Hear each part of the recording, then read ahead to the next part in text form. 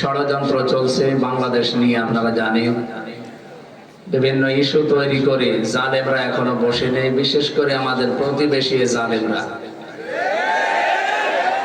বাংলাদেশে কোনো মন্দির ভেঙে মসজিদ বানানো হয়েছে আমি দেখি নাই, শুনিও নাই, কোন জায়গায় আমি পড়িও নাই। কিন্তু আপনি দেখেন আমাদের প্রতিবেশী বলে যারা দাবি করে, এরা আমাদের মসজিদ গুলো ভেঙ্গে ভেঙ্গে এরা মন্দির বানিয়ে দিচ্ছে। ওরা সারা দুনিয়ার কাছে মানুষকে জানায় যে আমরা সংখ্যালঘু। বাংলাদেশে নাকি সংখ্যালঘু নির্যাতন হয়, এটা সবচাইতে বেশি বিশ্বের মানুষকে জানায় ইন্ডিয়া। অথচ সবচাইতে বেশি এখন সংখ্যালঘু তাদের দেশে নির্যাতিত হচ্ছে। ওই দেশে মুসলমানেরা সংখ্যালঘু না?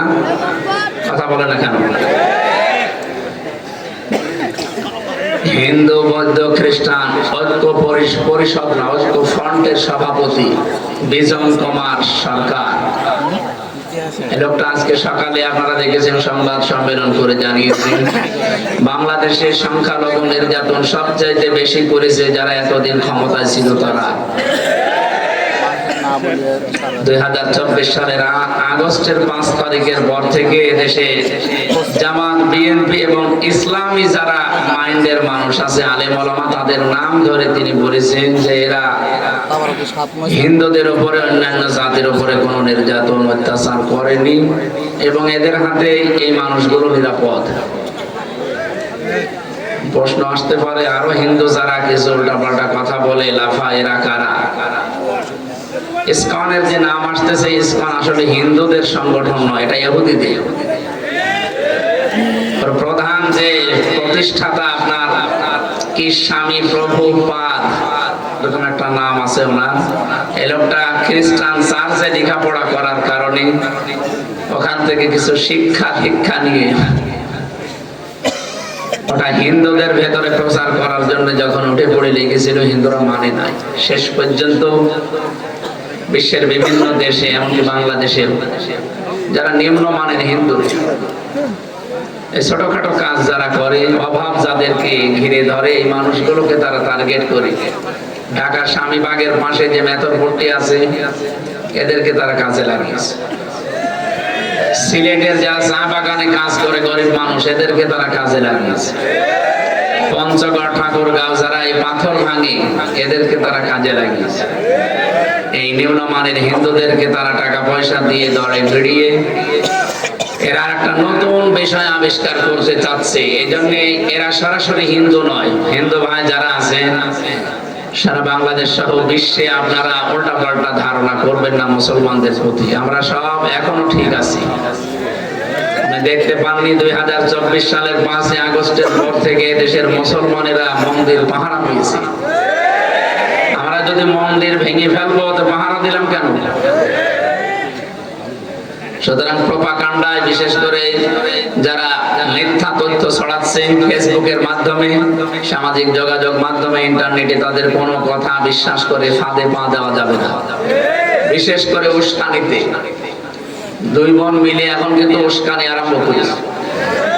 সারা পৃথিবীর বিভিন্ন মানুষের সিম্পেথি পাওয়ার জন্য এখন একটা নতুন ওয়াজ আরম্ভ করেছে। শয়তান জান্নাতের গেটে দাঁড়িয়ে ওয়াজ করেছিল, কাসামাহুমা ইন্নী লাকুমা লামিনান নাসিহিন, আমাকে বিশ্বাস করো না, আমি তোমাদের হিতাকাঙ্ক্ষী, আল্লাহর কসম করে বলছি।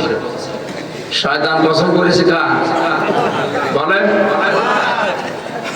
উনিও এখন বিভিন্ন জিনিসের কসম দিয়ে মানুষকে জানাচ্ছে যে আমি নির্বাচিত ছিলাম, আমাকে উৎখাত করা হয়েছে। এটা ডাহা মিথ্যা কথা। 15.5 বছর তো নির্বাচনই হয়নি, আপনি নির্বাচিত হলেন কি করে?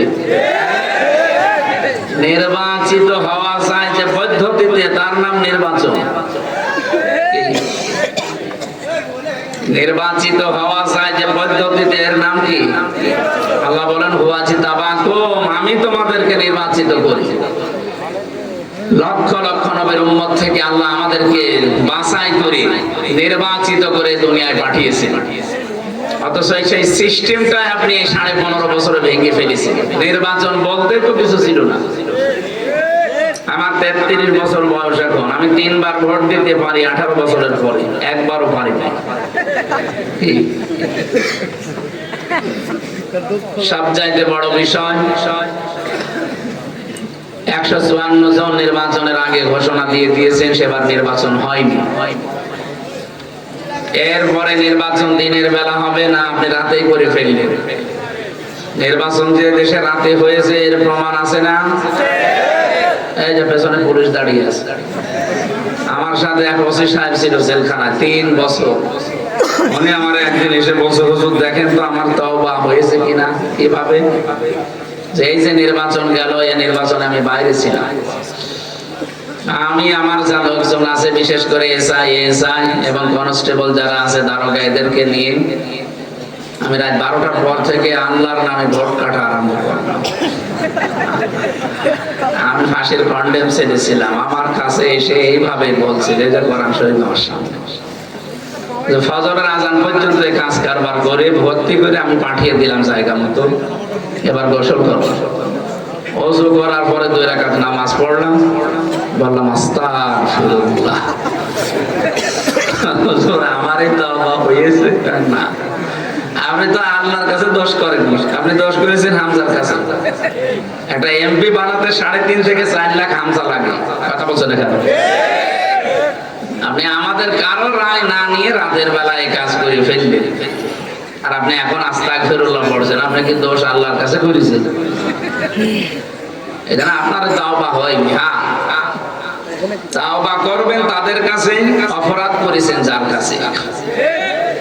তাওবার যে 3টা শর্ত, প্রথম হচ্ছে আপনি অনুশোচনা করবেন, 2 নম্বরে স্বীকার করবেন। স্বীকার করবেন কার কাছে? দোষ করেছেন যার কাছে। আপনি তো আল্লাহর কাছে দোষ করেননি যে আস্তাগফিরুল্লাহ পড়লে আল্লাহ মাফ করে দেবেন। আপনাকে স্বীকার করা লাগবে 3.5 থেকে 4 লাখ হামজা এবং হামজার স্ত্রী যারা আছে, বোন যারা আছে, মা যারা আছে, এদের কাছে। এদের কাছে হয়তো আপনি বাড়ি বাড়ি গিয়ে মাপ চেয়ে নিলেন, কিন্তু ভয়ঙ্কর বিষয়, এই 3.5 বছরে অনেক মানুষ দুনিয়া থেকে বিদায় নিয়েছে, তাদের কাছে মাপ চাবেন কি করে? এই জন্য সবচাইতে বড় ক্ষতি হয়ে গেল এই 15.5 বছর জালেমকে টিকিয়ে রাখতে যারা ডাইরেক্ট ইনডাইরেক্ট সাহায্য করেছেন, তাদের দুনিয়াও শেষ, আখিরাতও শেষ। পেছনে তারা দাঁড়িয়ে আছে, এই পুলিশগুলো হয়তো এগুলো করেনি, কিন্তু অনেকে করেছে যারা এখনো চাকরিতে যোগ দেয়নি। কারণ তারা জানে যে আমরা যা করেছি কেউ না জানে, আমি নিজে তো জানি, জনগণের সামনে পড়লে এখন পিটিয়ে মেরে ফেলবে। এই জন্য এই মিথ্যা কথা ছড়ানো থেকে বিরত থাকা দরকার। আপনি একটা হাজি মানুষ, মিথ্যা কথা ছড়ালে হাজিদের বদনাম হবে না? এটা আমরা তো হাজি দুইজনেই। আপনি যে মিথ্যা কথা ছড়াচ্ছেন, আপনার নামে কয়েকদিন পরে দেখবেন আর হাজি বলবে না, বলবে পাজি। সেটা তো আমাদের নামও চলে আসবে। এত টাকা খরচ করে হজ করলাম, আর এখন যদি পাজি শোনা লাগে আপনার কারণে, এজন্য আশা করছি মিথ্যা তথ্য আর ছড়াবেন না। তামাম দুনিয়া জানে যে আপনি মিথ্যা কথা বলেন, অন্তত এই বিষয়ে আর মিথ্যা ছড়াবেন না। কিসের রাজনীতি করে কিসের নির্বাচিত হয়েছিলেন আল্লাহ ভালো জানে। একবারও নির্বাচন এই 15.5 বছরে হয়নি। সুতরাং 8 সাল থেকে 24 সাল পর্যন্ত যারা নির্বাচনের মাধ্যমে মানুষকে প্রশাসন দেখিয়েছে, এরা যদি নামের পরে সাবেক এমপি, সাবেক মন্ত্রী লেখে, জায়েজ নেই। কারণ আপনি তো নির্বাচিত ছিলেন না, আপনাকে আমরা ভোট দেয়নি, আপনি ভোট চোর। খুব বেশির থেকে বেশি আপনি পোস্টারে লিখতে পারেন সাবেক ভোট চোর। সাবেক এমপি, সাবেক মন্ত্রী লেখা ঠিক না। আর এই 15.5 বছরে যা টাকা পয়সা নিয়েছেন, রাষ্ট্রের বেতন ভাতা যায় বলে, এগুলো সব ফেরত দেওয়া লাগবে। যেহেতু নির্বাচন হয়নি, আপনি এগুলো নেওয়া বৈধ হয়নি, এগুলো ফেরত দেবেন, জনগণের কাছে ক্ষমা চাইবেন নিঃস্বার্থ ভাবে। এরা যদি মন থেকে বলে ঠিক আছে মাফ করে দিলাম, তাহলে আপনি পরিত্রাণ পাবেন। তাছাড়া মাফ পাওয়ার কোনো কায়দা নেই। কথা বুঝতেছেন? সবচাইতে বড় কঠিন বিষয় এবার বলছি, সূরা শুরার 42 নম্বর আয়াত, ইন্নামাস সাবিলু আলাল্লাযীনা ইয়াযলিমুনান নাস। আল্লাহ পাক বলেন, অবশ্যই আমি নিজে মামলা দেব তাদের বিরুদ্ধে যারা মানুষ হয়ে মানুষের উপরে জুলুম করছে, করবে। ইয়াজলিমুনা মুজারে বর্তমান ভবিষ্যৎ প্রেজেন্ট ফিউচার। এখানে আল্লাহ ইয়াজলিমুনা আল মুসলিমুনা দেয়নি, ইয়াজলিমুনা নাস দিয়েছেন। হিন্দু কি মানুষ না? কথা বলছে না কেন? বিশ্বজিৎ কি মানুষ ছিল না? হিন্দু হতে পারে কিন্তু তো মানুষ। আপনি কেন মানলেন? আবার আর ফাহাদ কি মানুষ না? মুসলমান হতে পারে, সে তো মানুষ। কথা বলেন না কেন? সুতরাং মানুষ হয়ে যারা মানুষের উপরে জুলুম করে, অত্যাচার করে, তাদের বিরুদ্ধে মামলা হামজা না দিলেও দেবে কে? 1628টা চেয়ার ছিল এই দেশে, মেন চেয়ার। এই চেয়ারে 15.5 বছরে যারাই দায়িত্বে ছিলেন, আল্লাহর কসম প্রত্যেকে আল্লাহর মামলার আসামি। বাদী যত বড় হয়, মামলা কিন্তু এরকম কঠিন হয়ে যায়। এখানে কথা বলেন, কি সমস্যা কি?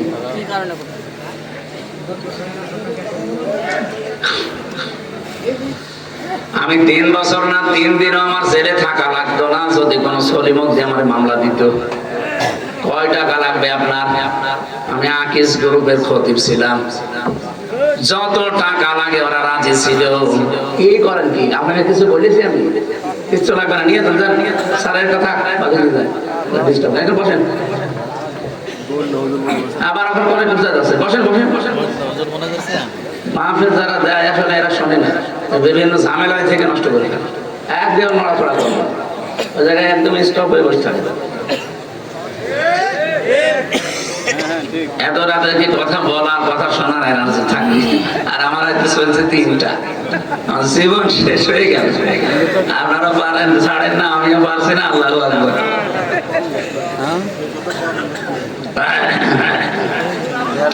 আমার ভাইরা পাবনাবাসী, যে কথা বলছিলাম, আল্লাহর মামলার আসামি। আমি যেহেতু টার্গেট ছিলাম রাষ্ট্রের, এই কারণে আমার ছাড়ে নাই। আমার মামলার সরাসরি বাদী ছিল যারা পালিয়েছে ওরা। আর আপনার বিরুদ্ধে মামলা উনি না দেবে, সরাসরি আল্লাহ নিজে। এই জন্য আপনাদের কপাল শেষ। আল্লাহু লা ইয়াহদিল কওমাজ জালিমিন। ইয়াহদি এইটা মুজারে, বর্তমান ভবিষ্যৎ প্রেজেন্ট ফিউচার। আল্লাহ বলেন জালেমদের আমি হেদায়েত দিচ্ছি না, দেব না। কি করলেন আপনি? আপনার দুনিয়াও শেষ হয়ে গেল, মরণের পরে যে বিশাল জগৎ শুরু হবে ওইটাও শেষ। দুনিয়া কিভাবে শেষ হয়েছে? তাকান সূরা নামল 50 নাম্বার আয়াত, 51, 52 নাম্বার আয়াত গুলো দেখবেন বাড়িতে। 19 নাম্বার পারার 20 নাম্বার পৃষ্ঠা 7 নাম্বার লাইনে আছে। আল্লাহ পাক বলেন ফাতিলকা বুয়ুতুহুম খাওয়িয়াতাম বিমা যালামু। আল্লাহ যেন আঙ্গুল দিয়ে এভাবে দেখাচ্ছে, ফাতিলকা বুয়ুতুহুম, বাইতুনের বহু বচন বুয়ুত। শব্দ শুরু করেছেন আল্লাহ ফা দিয়ে। আল্লাহ এইভাবে দেখিয়েছে নবী এই সেই ঘরগুলো, বাইতুন না দিয়ে বুয়ুত দিয়েছেন। এরপরে হোম আছে, এই যে জমির, এই সেই ঘর। আপনি একটু তাকান ঘরের দিকে। খাওয়িয়াতাম বিমা যালামু, এগুলো আমি পরিত্যক্ত করে দিয়েছি, ওজাড় গৃহ বানিয়ে দিয়েছি, জনশূন্য করে দিয়েছি। কেন? এদের জুলুমের কারণে। এই সমস্ত ঘরগুলোতে জুলমের সরা পরামর্শ হতো, দুর্বিসন্ধি হতো, ষড়যন্ত্র হতো। একটা যে কত বাস্তব। 2024 সালের 5 আগস্টের বিকাল 5টা বাজতে বাজতে আল্লাহ আজটা দেখিয়েছেন। এদেশে 630টা থানা, যতগুলো জায়গায় জালেমদের বাড়ি আপনি দেখেন, সবগুলো পরিত্যক্ত হয়ে গেছে। এর বাস্তব প্রমাণ কুষ্টিয়ার হানিফের বাড়ি। গত বর্ষা দিন আমি আসার সময় দেখেছি বাড়িটা এখন আর বাড়ি নেই, উজাড় গৃহ হয়ে গেছে। আল্লাহ যে খাওয়িয়াতাম দিয়েছেন, এর প্রমাণ এদেশের জালেমদের বাড়িগুলো। আল্লাহ এতটুকু যদি শেষ করে দিতেন, আয়াতটা আমি বলতাম না। এরপরে আমাদের জন্য শিক্ষা। ইন্না ফি যালিকা লায়াতাল লিকাওমিন ইয়ালামুন। মাঝখানে লাম, এটা লামে তাকিদ। আল্লাহ গ্যারান্টি দিচ্ছে, তাকিদ দিচ্ছে, অবশ্যই এর ভেতরে শিক্ষা আছে। কাদের জন্য? যারা জ্ঞানী। তাহলে আমাদের জন্য এখানে শিক্ষা কি? তাফসিরে মাযহারি মুফাসসির লিখেছেন, এটা লূত নবী আলাইহিস সালামের জামানার ঘটনা। ওই মানুষগুলো সমকামিতায় লিপ্ত ছিল। আল্লাহ এত রাগান্বিত হয়েছিলেন, ওদেরকে পোড়া উল্টিয়ে ওটা এখন ডেড সি, মৃত সাগর বানিয়ে দিয়েছে। এখনো জর্ডানে আছে। আজ এই দেশে অনেকে সূক্ষ্ম কায়দায় সমকামিতা আরম্ভ করার জন্য বিভিন্ন পায়তারা করছেন। আল্লাহর পুরা সিস্টেমকে আপনি উল্টিয়ে ফেলতে চান।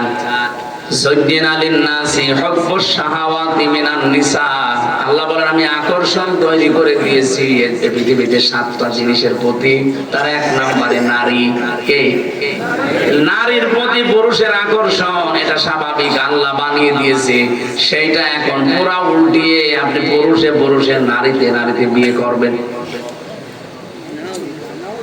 এই কাজগুলো যারা আরম্ভ করতে চাচ্ছেন, তারা আল্লাহর বিধানে হাত দিচ্ছেন। আল্লাহর বিধানে হাত দিলে কি হয় আপনি 5 দিনে টের পেয়েছেন। এই বাংলাদেশে একটা দল বলতো ক্ষমতার উৎস আল্লাহ, তাদেরকে আপনারা নিবন্ধন বাতিল করে দিয়েছিলেন। শুধু এতটুকুই শেষ করেননি, নিষিদ্ধ পর্যন্ত করেছিলেন 1 তারিখে। যেহেতু আল্লাহ সব চাইতে বড়, সব ক্ষমতার উৎস, এটা বিশ্বাস করতো তারা, আপনি তাদেরকে নিষেধ করে দিলেন। আল্লাহ এমন কায়দা করেছে, এমন ধরা ধরেছে, 5 দিনে আপনাকে নিষিদ্ধ করে দিয়েছে। এখন পরিচয় দেওয়ার মতো আপনার মুখ আছে দুনিয়ায়? কার কাছে গিয়ে বলবেন যে আমি অমুক দল করি, পিটিয়ে মেরে ফেলবে মানুষ? এখানে আমাদের এই আয়াত থেকে শিক্ষা নেওয়ার বিষয়, 15.5 বছর যারা এত বড় শিকড় তৈরি করেছিল, একেবারে গভীর থেকে গভীর পর্যন্ত এদের শিকড় ছিল। পিয়ন থেকে শুরু করে রাষ্ট্রপ্রধান পর্যন্ত সব জায়গায় সেট করা তাদের লোক। 15.5 বছর চালিয়েছে। এত শিকড় তৈরি করার পরে আল্লাহ বলেন, আমি শিকড় কেটে দিয়েছি। ফাকতিহা তাবিরুল কওমিল্লাযিনা সালামু আলহামদুলিল্লাহি রাব্বিল আলামিন। জালেমদের শিকড় কেটে দিয়েছেন কে? এজন্য তো ঘর বাড়িগুলো আজ উজাড় গৃহ হয়ে গেছে, জনশূন্য। 3 দিন আগের পত্রিকা দেখলাম, সবচাইতে বড় দামি বাড়ি আমরা যারা মনে করতাম ঢাকার ওইটা, অনেকে যে আবেগে চুমা খেত, অথচ পরিত্যক্ত হয়ে গেছে। এখন 3 মাসে পরশুদিনও দেখলাম 7-8 জন মিলে একসাথে টয়লেট করছে। মনে হচ্ছে জামাতবদ্ধ প্রসাব চলছে। 3 মাসে যদি আল্লাহ অবস্থা করে দিতে পারে, 3টা বছর থেকে যে নাম চিহ্ন পর্যন্ত জালেমদের জমিনে থাকবে না। আমি আবার বলছি, তাহলে আমাদের এখানে শিক্ষা কি? নাম দিলেন আল্লাহ, যে তাকিদ দিয়ে আমাদেরকে কি জানাতে চান? উনি জানাতে চেয়েছেন বাংলার মানুষেরা এত বড় শিকড় তৈরি করার পরও যদি ওদেরকে আমি একেবারে খবিয়াতান বানিয়ে দিতে পারি, পরিত্যক্ত করে দিতে পারি, আগামীতে যারা চেয়ারে বসবে এরা যদি জালেম হয়, তাদেরও আমি আল্লাহ বাড়ি ঘর পরিত্যক্ত করে দেব। কথা বোঝে? যেন আমরা যেন জালেম হয়ে না যাই। যদিও একটা আমার প্রতিবেশী যাই পেলাম, এমন জালেম পেয়েছি, ওরা মার খায় প্রত্যেকটা জায়গায়, আর শোধ তোলে আমাদের উপরে। আপনি দেখেন, ওরা পাকিস্তানের বর্ডারে মার খায়, চীনের বর্ডারে মার খায়, নেপালের বর্ডারও মার খাচ্ছে, মায়ানমারের বর্ডারও মার খায়, আর সব শোধ তোলে এসে আমাদের উপর। এমন একটা প্রতিবেশী পেয়েছি, বলতেও পারি না, সইতেও পারি না। হেদায়েত কামনা করেও তো লাভ নেই, কারণ ওদের হেদায়েত আল্লাহ দেবে না। জালেম যখন জুলুমের সীমানা পার করে ফেলে, তখন আল্লাহ হেদায়েত থেকে বঞ্চিত করে দেয়। ফেরাউন দেখেন হেদায়েত পায়নি কেন? কারণ ও শেষ পর্যায়ে চলে গিয়েছিল জুলুমের। আমার মনে হচ্ছে 15.5 বছরে যারা জুলুমের শেষ পর্যায়ে পৌঁছে গেছে, এই মানুষগুলো আর ফিরে আসবে না। এই জন্য এখনো পর্যন্ত কথা রং বলছে, এটা যে নরম হবে না, এখনো কথা বৃদ্ধি বাড়তেছে। আবার বলছে লিস্ট করে রাখো অমুক অমুক পুলিশের, আমি আসতেছি। ওটা লজ্জা আছে? সারা দুনিয়ার ইতিহাস আপনি পাল্টিয়ে ফেললেন। এই পৃথিবীতে আজ পর্যন্ত আমি শুনিনি যে 350 এমপি একবারে হারিয়ে যায়। দেশটা কত রসাতলে নিয়ে গিয়েছিলেন যে জাতীয় মসজিদের ইমামও পালিয়ে গেছে। কিছুদিন আগে আমার জোর করে ওই জায়গা নেওয়ার জন্য এসেছিল, জনগণ জোতা দিয়ে পিটিয়েছে। পরের দিন আবার দেখি স্ট্যাটাস দিয়েছে যে জনগণ জোতা মেরেছে কিন্তু আমার গায়ে লাগেনি।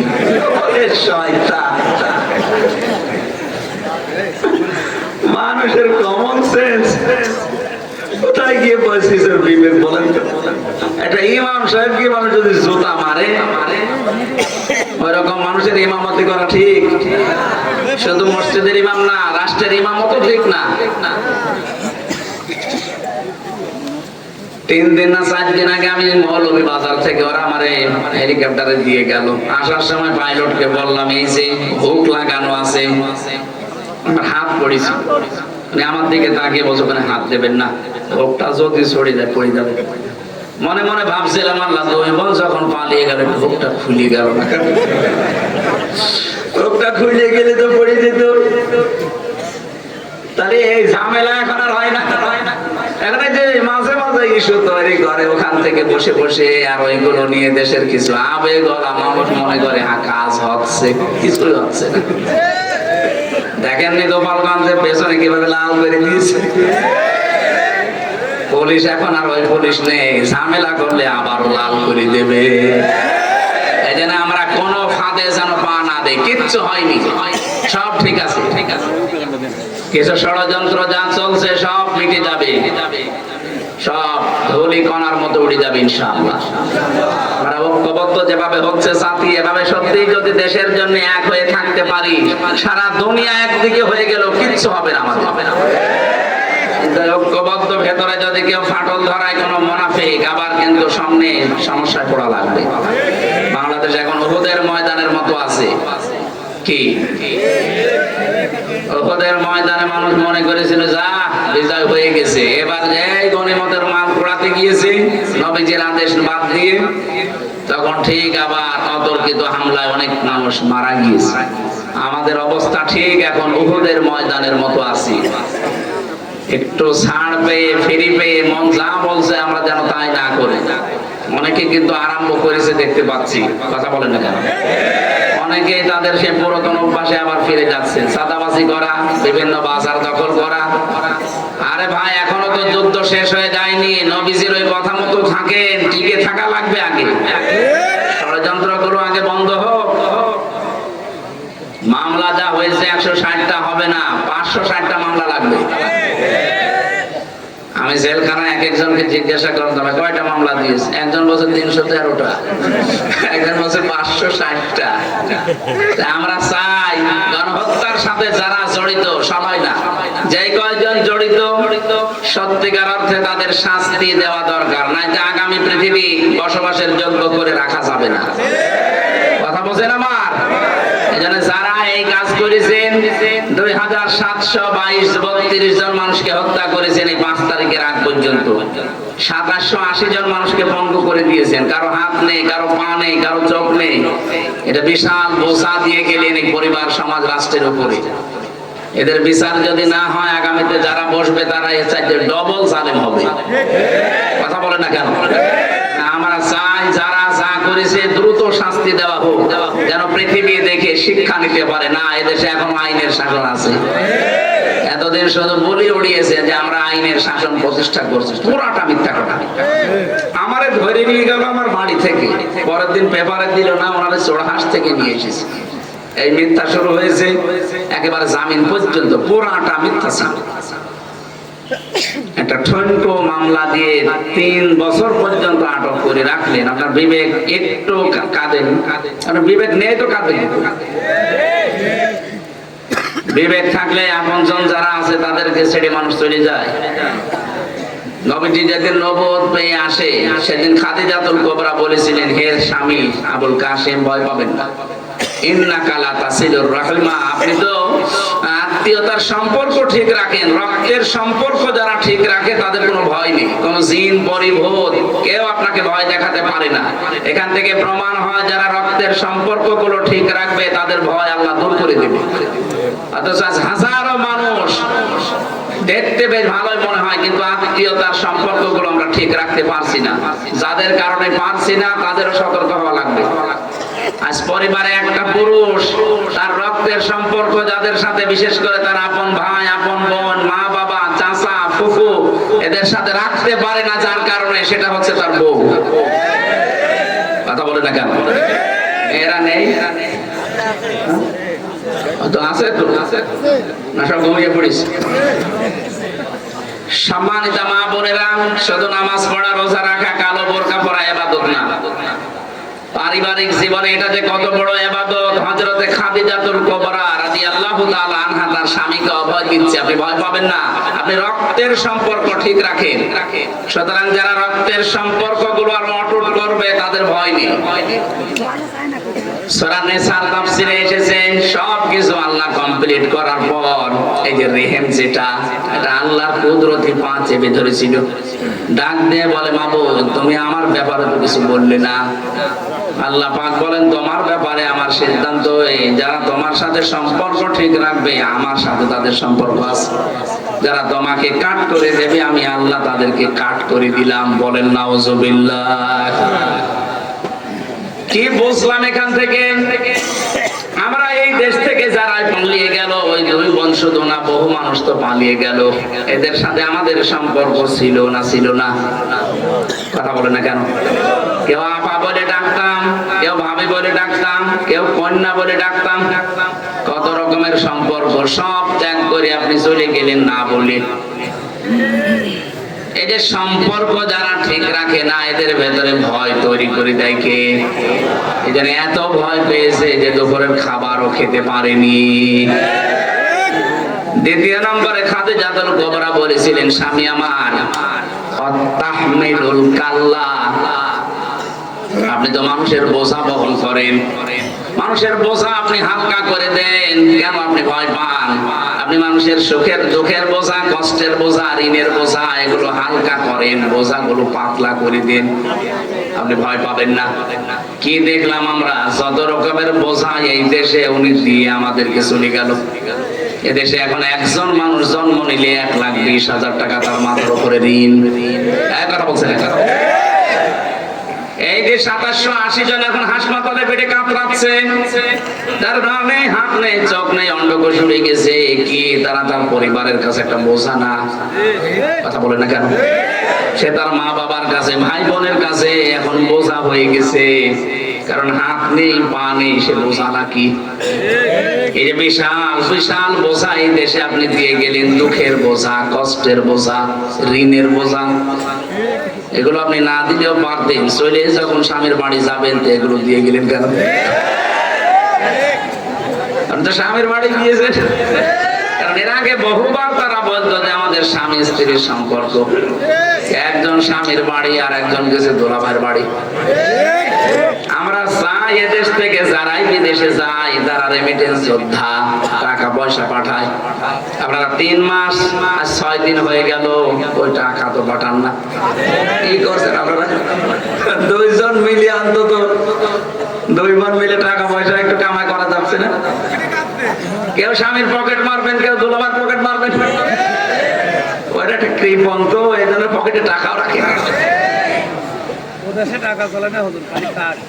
কি বললাম এখান থেকে? বলেন তো, যারা মানুষের বোঝা হালকা না করে আরো বোঝা দিয়ে যায়, চাপিয়ে দেয়, তাদের ভেতরে ভয় তৈরি করে দেয় কে? কত মানুষ মানুষকে বোঝা দিয়ে গেছে, এই জন্য প্রশাসনের ওই মানুষগুলো এখন আরো যুক্ত হতে ভয় পায়।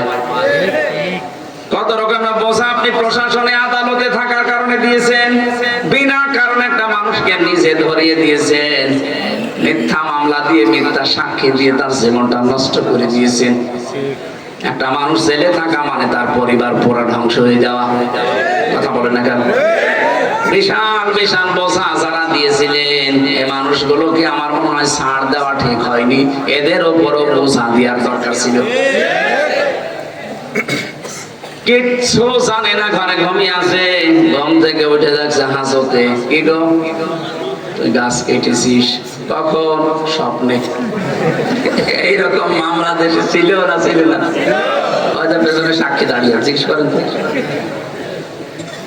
আমার মামলার যে আয়ু ছিল ওটা আমার নিজেই মাঝে মাঝে বলতো, হুজুর আপনার দোষ নেই আমি জানি, কিন্তু আপনার বাবাকে বলেন টাকা দেওয়া লাগবে। দোষ নেই জানেন টাকা দেওয়া লাগবে, টাকা কি আপনি আমার বাবার কাছে পান? মনে হচ্ছে টাকা পায়, টাকা দেওয়া লাগবে। সেদিন কল দিয়েছিল আমারে, বলছো হুজুর কিছু বলবেন না, আমারে মাফ করে দিন। মাফ করতে পারি, আগে টাকা ফেরত দিন। আপনি মাফ চাবেন, টাকা দেবেন না, মানে আগে টাকাগুলো ফেরত দিয়ে এরপরে বলেন মাফ চান। আমি যেই কথা তুলেছিলাম, আমার ষড়যন্ত্র জাল যেভাবে বিছিয়েছে, এটা আল্লাহর রহমত আর আমাদের ঐক্যবদ্ধ এই শক্তি ছাড়া সম্ভব না।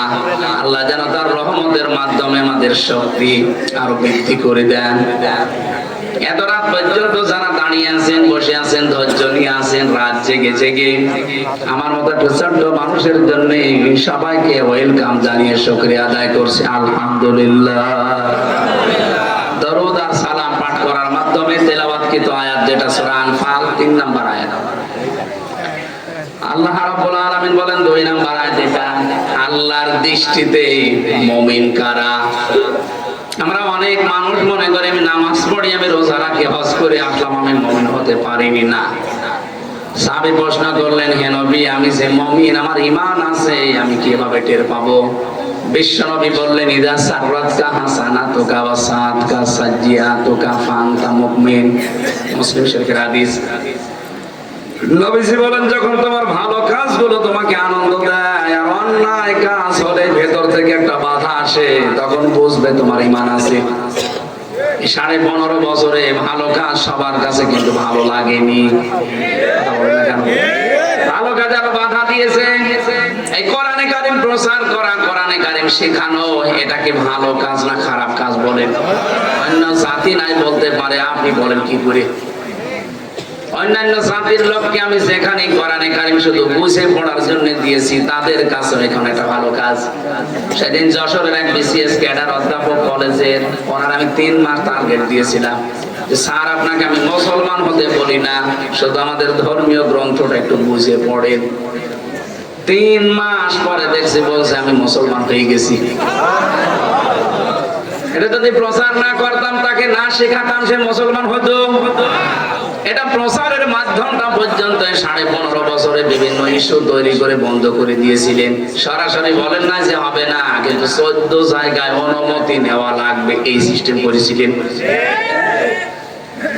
সুতরাং ভালো কাজ যাদের ভালো লাগেনি, অন্যায় কাজ দেখলেও যাদের কাছে অন্যায় মনে হয়নি, ভেতর থেকে কোনো বাধা আসেনি, আপনি বুঝবেন আপনি নামাজ পড়লো, আপনার ঈমান নেই। এই জন্য আল্লাহর দৃষ্টিতে মুমিন কারা? আল্লাহর দৃষ্টিতে আসলে ঈমানদার কারা? 3টা গুণ এখানে আল্লাহ পরপর দিচ্ছেন। ইন্নামাল মুমিনুনা আল্লাযীনা ইযা যুকিরাল্লাহু ওয়াজিলাত কুলুবুহুম। আল্লাহর দৃষ্টিতে ঈমানদার তারা, যে মানুষগুলোর সামনে আল্লাহর নাম উচ্চারণ হলে তাদের কলিজা কেঁপে ওঠে। ওয়াজিলাত কুলুবুহুম, তাদের কলবে কাঁপ ধরে। মানুষের সামনে আল্লাহর নাম, আল্লাহর কোরআনের কথা, বড়ত্বের কথা বললে তাদের ভেতরে একটা ভয় তৈরি হবে, কেঁপে কেঁপে উঠবে না। আরো বৃদ্ধি আমাদের অনেকের বেড়েছে।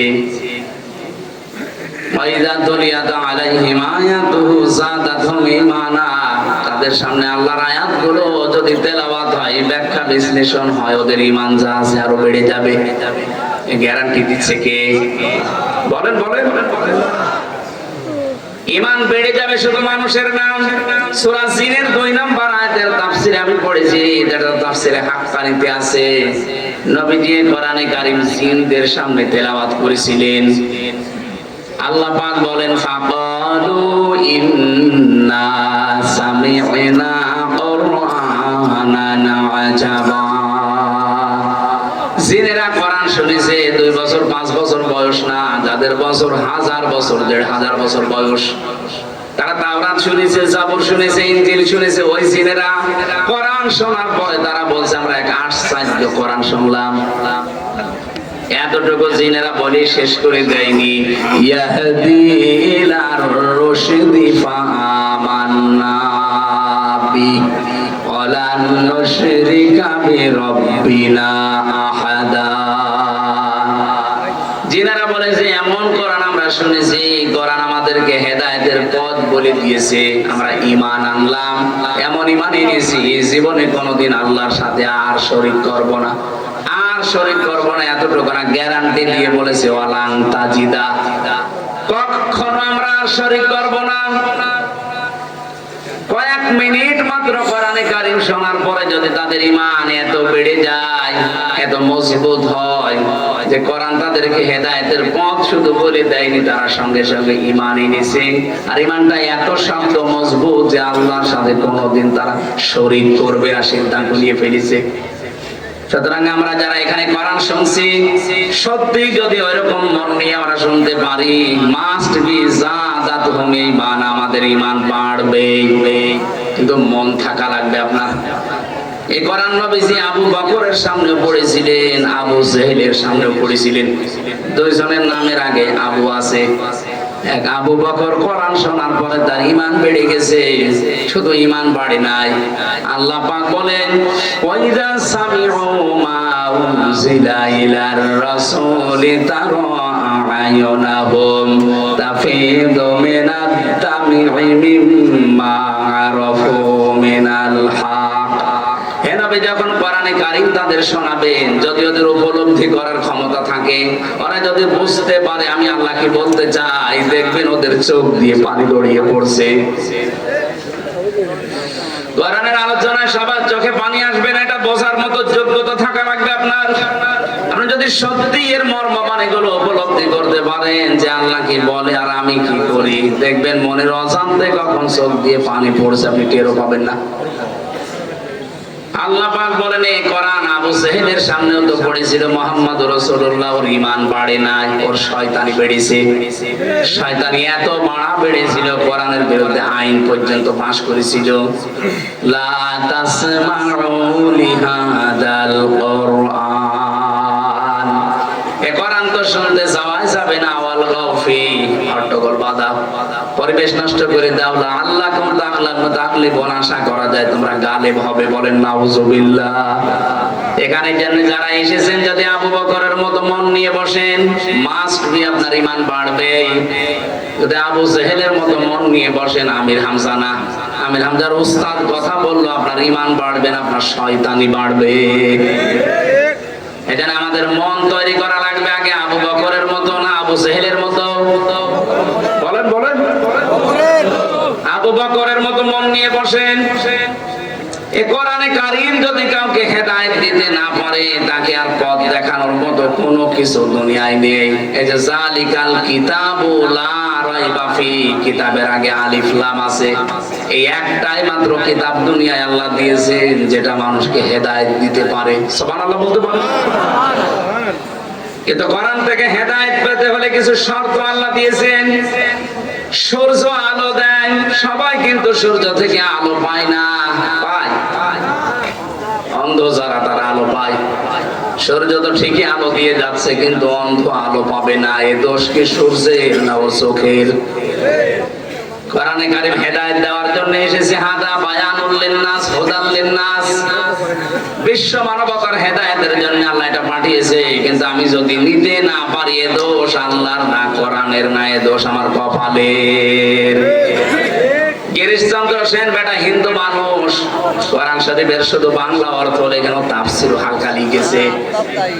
এই লোকটা কোরআন পড়েছে বেশি আমাদের চাইতে, এবং লিখেছে বেশি, ও বুঝেছে বেশি, তো হেদায়েত পায়নি, কারণ ওর মন ছিল না। আমাদের যদি সত্যিই মন না থাকে, সারা রাত ব্যাপী দেওয়া না, সারা জীবন ব্যাপী যদি আপনি আলোচনা দেন, জীবনেও আপনি হেদায়েত পাবেন। আপনি আগে মন তৈরি করেন। কথা বলেন না কেন? এজন্য আমাদের মন আগে তৈরি করা লাগবে যে আমি আসলে কোরআন থেকে হেদায়েত নিতে চাই। আল্লাহ যদি জানাতে পারেন যাদাতুহুম ঈমানা, তোর ঈমান বাড়বে, আমার ঈমান বাড়ে না যখন বুঝতে হবে আমার কপালের দোষ, আল্লাহর দোষ না। আল্লাহ রাব্বুল আলামিন বলেন ওয়ালা রাব্বিহিম ইয়াতাওয়াক্কালুন। এই যে যাদাতুহুম ঈমানা, এই আয়াতের ব্যাখ্যায় আমি পড়েছি, কেউ যদি তেলাওয়াত করে কারো সামনে চারটা বিষয় সে যেন অনুধাবন করে নেয়। ওয়াইদা তুলিয়াত আলাইহিম আয়াতুহু, তাদের সামনে যখন আল্লাহর আয়াত তেলাওয়াত করা হয়, তেলাওয়াত কি কোরআন শরীফের কোরআন পড়ার ব্যাপারে আমি তিনটা শব্দ পেয়েছি, কারা, রাতালা, তালাওয়া। এই তিনটা শব্দের অর্থের ভেতরে আমি অভিধানে চারটা বিষয় পেয়েছি। এক নাম্বারে আপনাকে শুদ্ধ করে পড়া লাগবে, দুই নাম্বার এটা বুঝতে হবে, তিন নাম্বারে যতটুকু বুঝলেন এর উপরে প্র্যাকটিক্যাল লাইফ সেট করা লাগবে, চার নাম্বারে যা বুঝলেন এটা যারা মানুষ মানতে পারে সেই পরিবেশ তৈরি করে দেওয়া লাগবে। এই চারটা শর্ত মেনে যদি সত্যি আমরা পড়তে পারতাম, মান কোরআন কোরআনা, যে ব্যক্তি কোরআন পড়ে তার মানে চারটা শর্ত মেনে যারা পড়ে, ফাস্তাসাহারাহু, এবং কোরআনকে যারা ইজহার করে, এখানে ইজহার শব্দের ব্যাখ্যায় শুধুমাত্র প্রকাশ করা না, স্পষ্ট করা না, কোরআন ইজহার করা মানে কোরআন বিজয় করা। বিজয় করার অর্থ এর পরের দুইটা শব্দ থেকে আরো বেশি স্পষ্ট। নবীজি বলেন ফাহাল্লা হালালাহু ওয়া হারামা হারামাহু আদখালাহুল্লাহুল জান্নাহ। কোরআন যদি দেশে, কোরআন যদি সমাজে বিজয়ী থাকে, তাহলে হালালকে হালাল মানা, হারামকে হারাম জিনিস ছেড়ে দেওয়া সহজ হবে। আমাদের দেশে কোরআন বিজয়ী নেই, এই জন্য হারামকে হারাম জানার পরও আমরা ছেড়ে দিতে পারি না। এক কথা বলে না কেন? হালালকে হালাল জানার পরও আমরা আঁকড়িয়ে ধরতে পারি না, কারণ এদেশে কোরআন বিজয়ী নেই। কোরআন বিজয়ী থাকলে আপনি হালালকে হালাল জেনে আঁকড়িয়ে ধরতে পারতেন, হারামকে হারাম জেনে ছেড়ে দিতে বাধ্য হতেন। কারণ যখনই কোরআন বলতো ওয়াসারিকু ওয়াসারিকাতু ফাকতাউ আইদিয়াহুমা, চোর চুরি করলে পুরুষ হোক নারী হোক সাক্ষ্য প্রমাণে ধরা পড়লে হাত কেটে দাও। আমার মনে আয়াতটা যদি 53 বছর আগে বাংলার সংসদে কায়েম থাকতো, এদেশে বহু মানুষের হাত বুকে চলতো। এটা নেই, এই জন্যই তো 36,000 কোটি টাকা চুরি করেছে দরবেশ। কত? 36,000 কোটি। এক জীবনে আপনি গণনা করে শেষ করতে পারবেন না।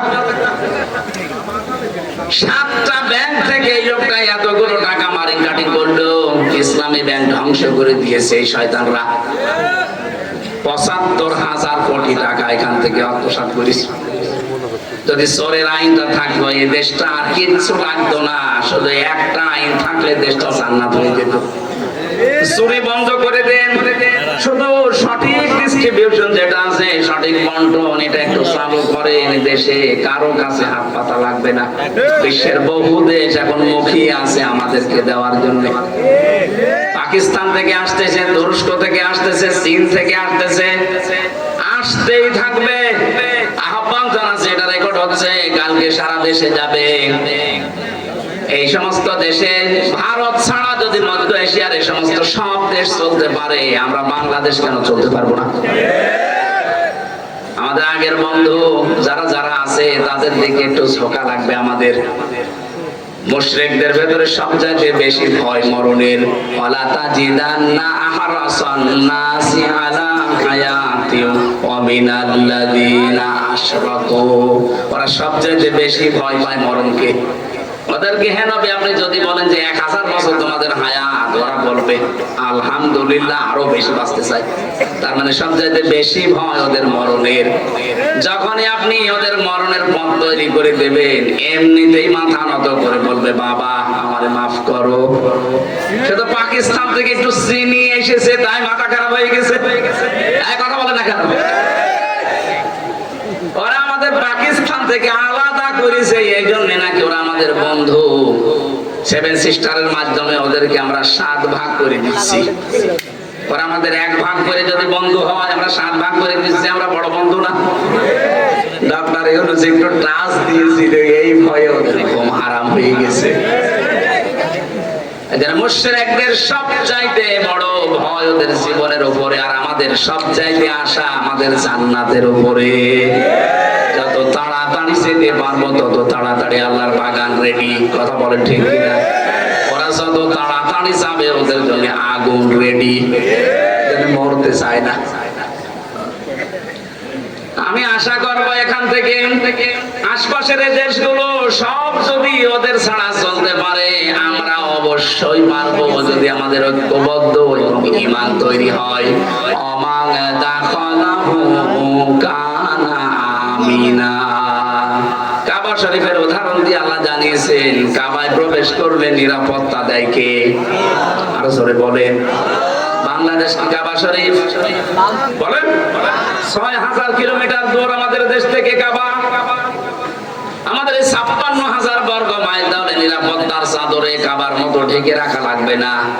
এ দেশ যদি কাবার মতো নিরাপত্তা দিতে চান, আল্লাহ কোরআনে সূরা আনআমের ৮২ নাম্বার আয়াতটা দিয়েছেন আমাদেরকে, আল্লাযীনা আমানু ওয়া লাম ইয়ালবিসু ঈমানাহুম বিযুলমিন উলাইকা লাহুমুল আমন ইলা আখির আয়াত। আল্লাহ বলেন ঈমান আনার পরে যদি ঈমানের সাথে জুলুম মিশ্রণ না করো, এখানে জুলুম মানে শিরক, যদি ঈমানের সাথে শিরক মিশ্রণ না করো, উলাইকা ইসমে ইশারা দিয়ে আল্লাহ এভাবে জানিয়েছেন, মনে হচ্ছে এভাবে আঙ্গুল দিয়ে দেখাচ্ছেন, উলাইকা লাহুমুল আমন, এরাই নিরাপত্তার হকদার। সুতরাং আমরা আল্লাহর পক্ষ থেকে যদি নিরাপদ দেশ উপহার পেতে চাই, বহির্বিশ্বের যত ষড়যন্ত্র থেকে যদি সত্যি মুক্তি পেতে চাই, মাস্ট বি আমাদের যাদের ঈমান আছে শিরক মুক্ত করা লাগবে। সূক্ষ্ম অনেকগুলো শিরকে দেশে চলছে, তার মানে ১ নম্বরে বহু মুসলমান জেনে হোক না জেনে হোক করে ক্ষমতার উৎস কে? বলেন বলেন। কত মানুষ এখন এই দেশে নামাজ পড়ে রোজা রাখে, বলে না ক্ষমতার উৎস জনগণ। এটা শিরক। কারণ আল্লাহ যেটা পারে ওইটা অন্য কেউ পারে বিশ্বাস করার নাম। বলেন বলেন। ক্ষমতায় দিতে পারে কে? জনগণ পারে। এই বিশ্বাস যারা করছেন সে যেই হোক, আপনি কিন্তু শিরক করছেন, আর শিরক করলে আপনি মুশরিক। মুশরিকের নিরাপত্তার দায়িত্ব আল্লাহর নেই। আল্লাহর দায়িত্ব হচ্ছে যদি ঈমান আনার পরে আপনি শিরক মুক্ত জীবন গঠন করতে পারেন, তাহলে আমি আশা করি আমার কথা অর্থ বোঝাতে পেরেছি। এই দেশ এখন সারা বিশ্বের মুশরিক এবং ইহুদিদের চক্রান্ত থেকে যদি নিরাপদ করতে চান, যতটুকু যার ঈমান আছে মাস্ট বি শিরক মুক্ত করা লাগবে। ওয়ালা তাহিনু ওয়ালা তাহজানু ওয়া আনতুমুল আ'লাউনা ইন কুনতুম মুমিনিন। কোন ভয় নেই, কোন চিন্তা নেই, তোমরাই বিজয় হবে যদি মুমিন হতে পারো। বিজয় দেওয়ার মালিক কে? মুমিন হওয়ার মালিক বলছে, মুমিন হওয়ার মালিক আল্লাহ। আল্লাহ মুমিন হবে? আল্লাহ তো মুমিন আছে। আল্লাহ মুমিন না? আমরা আব্দুল মুমিন, আল্লাহ কি? আমরা এই জন্য ডাক দেই ইয়া মুমিনু। এখন মুমিন হওয়ার দায়িত্ব আল্লাহর না, মুমিন হওয়ার দায়িত্ব কার? আমাদের। আমরা যদি সত্যি ওই মুমিনের উপরে বিশ্বাস করে মুমিন হতে পারি, আল্লাহ আমাদেরকে 2টা জিনিস দেবেন। অবশ্যই আল্লাহ আমাদেরকে পৃথিবীতে কোনো ভয় কোনো চিন্তা এগুলো সব দূর করে দিয়ে পৃথিবীর যেটা দেওয়া দরকার ওটা আমাদের হাতে তুলে দেবেন। এজন্য আমাদের উচিত আমরা যে জায়গা থেকে আসি প্রত্যেকের জায়গা থেকে আমরা চেষ্টা চালাবো জনগণকে শিরক এবং বেদাত থেকে মুক্ত করার। আপনাদের এই অনুষ্ঠানটা আমার মনে হয় আগামী বছর থেকে সিস্টেম বাদ দেওয়া দরকার। এত রাত পর্যন্ত যে সারা রাত এখন ঘুম কামাই, এ সারা দিন ঘুমালেও যে রোধবে না। আগামী থেকে আল্লামা সাইদি সাহেবের মতো যে পাবনা দারুল আমান ট্রাস্টে হয় না, রাত 9:30 10টায় মাহফিল শেষ হয়ে যায়। অনেকে বলো হুজুর মানুষ আসে না, মানুষের পা পাতবে না। আপনি শুধু লিখে দেবেন পোস্টারের নিচে যে মাগরিব থেকে রাত 9টা পর্যন্ত মাহফিল শেষ। সাইদি সাহেব মানুষ ছিল, ওনার মাহফিলে যদি মানুষ আসতে পারতে আমাদের আসবে না কেন? আমরা নিয়মই বানিয়ে ফেলেছি প্রধান বক্তা রাত 12টায়। এটা করলে যে এখন তাহাজ্জুদের নামাজ, ফজরের নামাজ, সকালে কর্মজীবন আছে, কি করবেন বলেন তো? এই নিয়মটা পাল্টাতে হবে। আগামী থেকে এসব করবেন না। আপনি 9টা 10টার ভেতরে অন্তত অনুষ্ঠান ক্লোজ করে দেবেন, মানুষ বাড়ি যেয়ে ঘুমাতে পারে। এজন্য আমাদের ইমানের ভেতরে যেন শিরিক না থাকে। আমি আবার বলছি এক কথায়, আল্লাহ যেটা পারে ওইটা অন্য কেউ পারে বিশ্বাস করার নাম কি? শিরিক যারা করে তারা বলেন বলেন মুশরিক। আমরা যেন মুশরিক হয়ে কবরে না যাই। এদিকেও দুনিয়া পেলাম না, ওদিকেও আখিরাত নষ্ট হয়ে যাচ্ছে। আমরা শিরিক থেকে মুক্ত হব ইনশাআল্লাহ। তাহলে এই জমিনটা আল্লাহ নিরাপত্তার চাদর দিয়ে কাবার মতো ঢেকে দেবেন। এখানেও চুরি হবে না, ডাকাতি হবে না, ছিনতাই হবে না। কাবার চত্বরে যেমন ছিনতাই নেই, ছিনতাই আছে, ডাকাতি আছে। ৫৬,০০০ বর্গ মাইল আল্লাহ ওইভাবে বানিয়ে দেবেন। ওনার ইবাদতটা একনিষ্ঠ ভাবে শিরিক মুক্ত, বেদাত মুক্ত যদি আমরা করতে পারি, ফালিয়াবুদু রাব্ব হাযাল বাইত আল্লাযী আত'আমাহুম মিন জু' ওয়া আমানাহুম মিন খাউফ। খাবারের যে চিন্তা, ভয়ের যে টেনশন, এগুলো আল্লাহ সব দূর করে দেবে। কারণ গ্যারান্টি উনি দিচ্ছেন, উনি দায়িত্ব নিচ্ছেন। বিশ্বের এমন এমন জায়গা থেকে আল্লাহ আমাদের জীবন উপকরণ, খাবারের ব্যবস্থা নিয়ে আসবে। ধারণাও ছিল না যে পাকিস্তান আমাদের চিনি দেবে। এতদিন পর্যন্ত যে শত্রুতা আমাদের সাথে, আমাদের অথচ চিনি পাঠাচ্ছে। কথা বলছে না কেন? আমাদের ইমান যদি সত্যি ওই বরাবর চলে যায়, শুধু পাকিস্তান না, নেপাল থেকে জিনিস আসবে, ভুটান থেকে আসবে। আর যে সমস্ত দেশগুলো আমাদের দেখতেই পারতো না, সৌদি আরব আজকে ঘোষণা দিয়েছে বাংলাদেশের পরিস্থিতি যাই হোক, মুসলমানদের পাশে আমরা আছি। আল্লাহ রাব্বুল আলামিন ওদের মনের ভেতরে ঈমান যদি কারো নাও থাকে, বিবেক আছে, বিবেকটা নাড়া দিয়ে দেবে। এটা সূরা নাহলের 112 নম্বর আয়াতের ব্যাখ্যায় পাবেন। যেহেতু অনেক রাত হয়ে গেছে আর আমারও চলে যাওয়া লাগবে, সে দিনের বেলায় নওগা, এজন্য শেষ করে দিচ্ছি খুব তাড়াতাড়ি। আল্লাহর দৃষ্টিতে যদি সত্যি ঈমানদার হতে চাই, কোরআনের আয়াত শুনলে, ব্যাখ্যা শুনলে ঈমান আপনাদের বাড়বে। ওয়ালা রাব্বিহিম ইয়াতাওয়াক্কালুন। বাড়ি যাওয়ার আগে ভরসা করবেন কার প্রতি? তাওয়াক্কুল নিয়ে বাংলাদেশে একটা ভেজাল আছে। আমরা মনে করি আল্লাহ যা করবে তাই। ঠিক আছে, আল্লাহ যা করবে তাই, কিন্তু আগে কাজকর্ম আপনি পুরাটা কমপ্লিট করে ভরসা করবেন আল্লাহর উপরে। ফাইজা আযামতা ফাতাওয়াক্কাল আলাল্লাহ। কাজকর্ম করার পরে সিদ্ধান্ত দেবেন কার উপরে? আপনি কাজই করেননি। মুহাম্মদুর রাসূলুল্লাহর তাওয়াক্কুল লক্ষ্য করুন। একটু বসেন ভাই, বসেন ভাই। বিশ্বনবীর তাওয়াক্কুল ছিল যেদিন তিনি হিজরত করবেন, তিনি যদি একবারই চলে যেতেন তো হয়ে যেত না। আগে আবু বকরকে জানিয়ে রেখেছিলেন যে আমরা হিজরত করতে পারি। শুধু এতটুকুই করেননি, হিজরত করার রাতে হযরতে আবু বকরকে নিয়ে তিনি উল্টা পথে গিয়ে গারে সুরে অবস্থান নিয়ে 3 দিন ছিলেন। আগে থেকে 2 জনকে ঠিক করেছিলেন আবু বকর, নিজের সন্তান আব্দুল্লাহকে আর নিজের বাড়ির কাছের মানুষকে। ছোট মানুষ বিভিন্ন দোকানে দোকানে ঘুরতো দিনের বেলায় মক্কায়, কি কি সংবাদ আছে ওটারা পৌঁছিয়ে দিত। যেহেতু পায়ে সাপ পর্যন্ত কাফেররা বুঝে ফেলে, এই জন্য ওই যে আরেকজনকে ঠিক করা ছিল, যেটা রাখাল, ওকে আবু বকর বলেছিল তুমি কাজ করবে, আমার আব্দুল্লাহ চলে যাওয়ার পরে ওই জায়গায় ছাগলের পাল লাগিয়ে দিবা যেন তার পায়ের সাপ নষ্ট হয়ে যায়। আপনি কৌশলগুলো অবলম্বন করে যত কাজ করা দরকার সব